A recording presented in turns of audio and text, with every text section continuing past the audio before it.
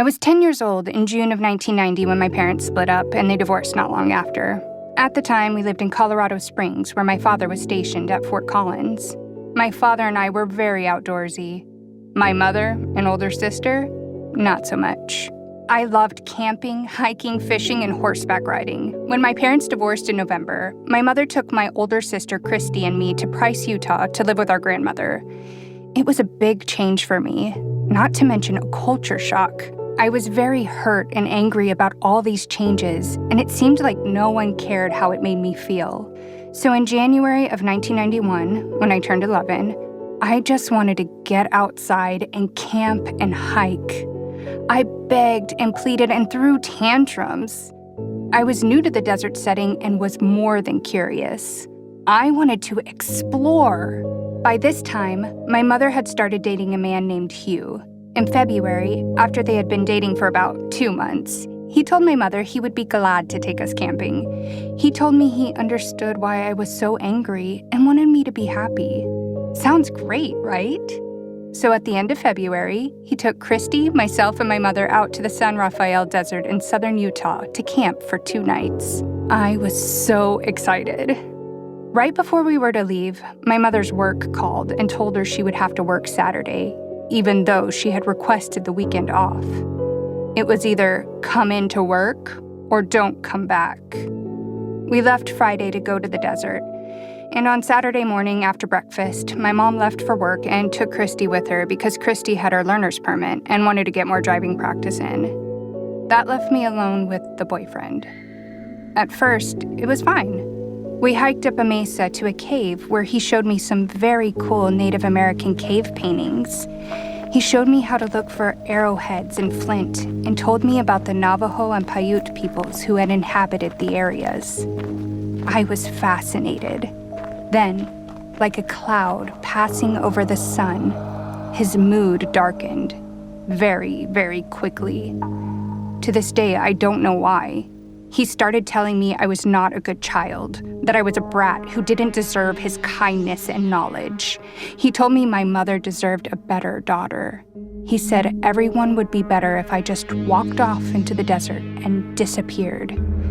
He told me my mother felt the same, and that's why she agreed to go out to the desert to camp, just to get rid of me.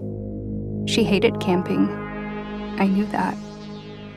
So what he was saying was making sense to my 11-year-old brain.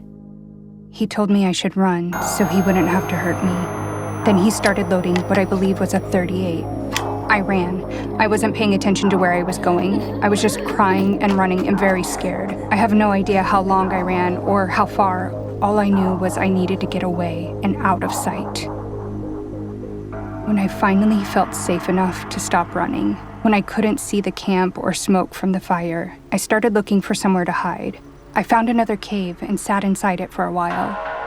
I'm not sure how much time elapsed, but I knew I couldn't stay there. He would find me, I thought, and that would be the end. I needed to find someone to help me. But how? And where?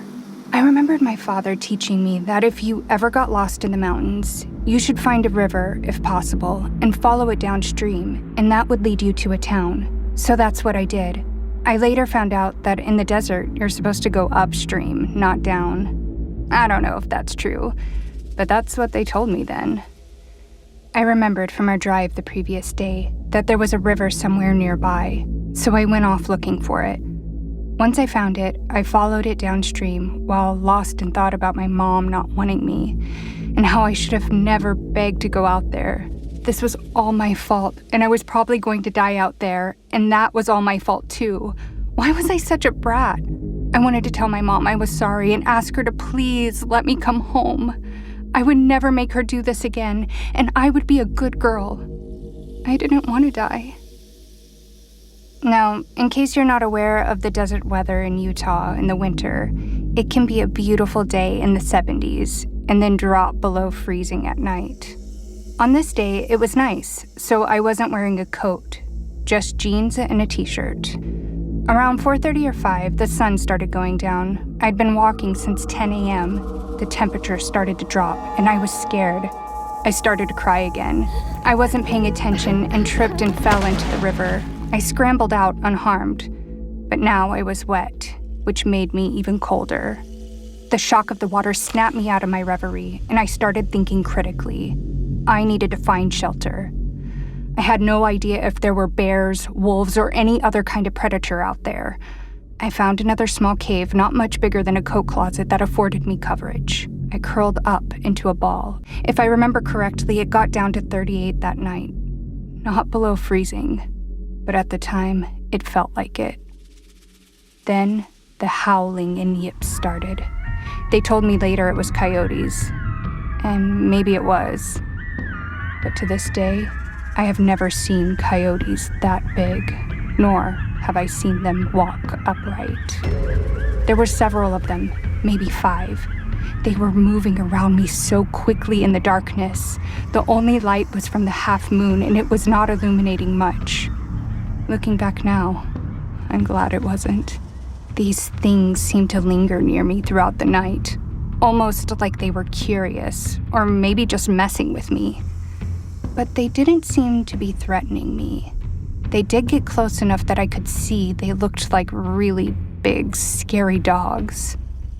At the time, I didn't care what they wanted. They needed to go away or kill me and make it quick.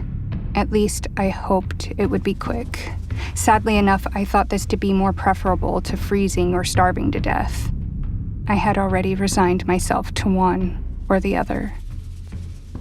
I have no idea how I fell asleep or if I just passed out from fright, but I woke up at early dawn and I was alone again. My legs were numb and it was hard to walk. I would get strange shooting pains through the numbness every time I took a step. Then, I saw it. It looked like a large dog or wolf. It was staring at me from the top of the ridge. It yipped at me, then ran in the other direction. I stared at it dumbly, unsure of what to do next. Would it eat me? Would it leave me alone? What should I do?